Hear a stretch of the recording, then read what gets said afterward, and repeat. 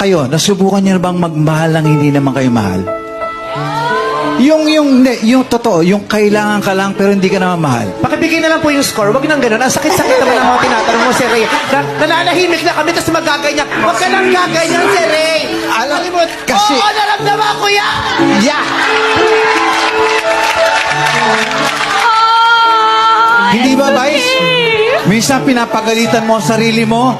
Bakit ako napunta sa ganitong sitwasyon? Di ba? Mahirap yun.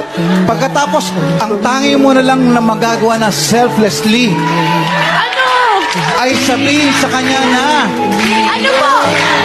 malaya ka na. Diba? Oh my gosh, sis! Sinabi mo ba sa kanya yun? Malaya ka na. Sasabihin mo na lang, malaya ka na. Ganoon ang pag-deliver nun, iha eh. No?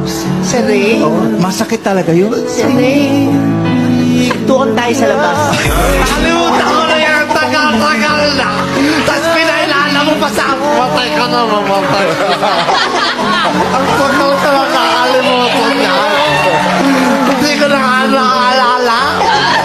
Kaya nga, inom ako ng ibaw. Tapos pagpasok ko, pinailala mo. Mamatay ka na. Nakatahimik ako dito. Kung nanonood ka, mamatay ka na.